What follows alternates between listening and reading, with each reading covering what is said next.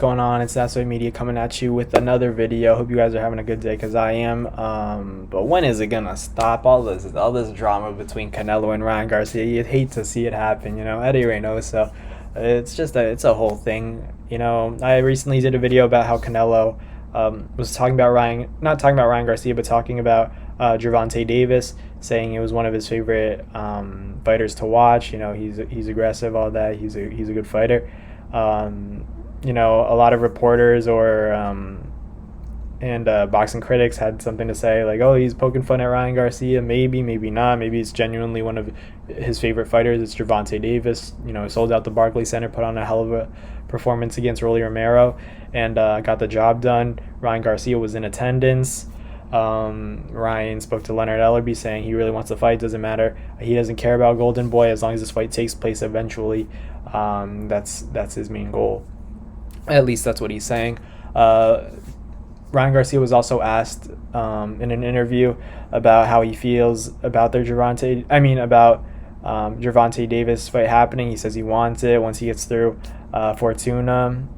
If he does get through Fortuna, he wants that fight next. So it's interesting. But back to the Canelo situation, the Canelo and Ryan Garcia saga plus Eddie Reynoso.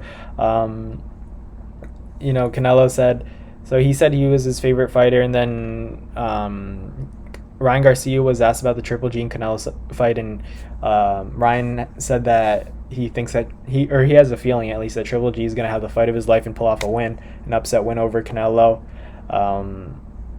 The face of boxing's current cash cow.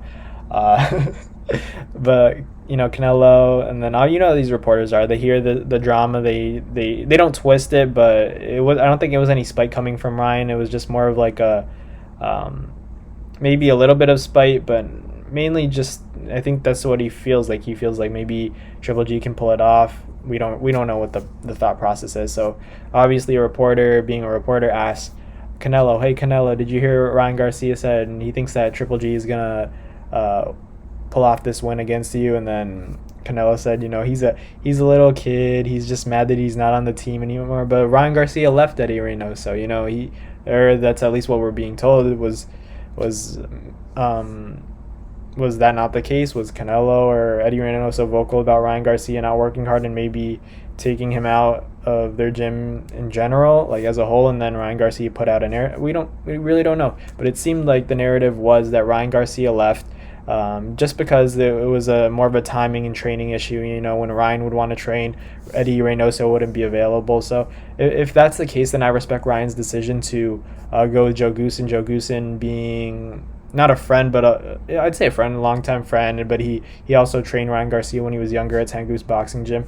You can't go wrong with going with a trainer like Joe Goossen, who's so knowledgeable.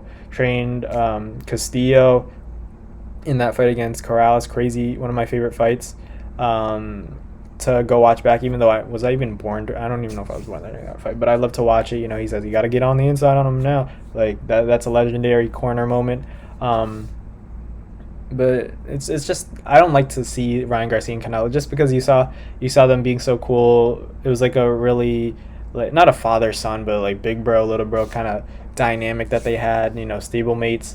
I'm sure he did learn a lot from Canelo, but Joe Goossen he's an experienced trainer. He knows what he's doing. He's a commentator. He's a boxing junkie. He knows what he's doing. So I wouldn't stress too much. And I do respect Ryan Garcia's decision. If this is the narrative that, the narrative is true, that Ryan kind of wanted to train at certain times and Eddie would maybe be on vacation or something. But Canelo said that wasn't the case. Eddie was always had time for all of his fighters.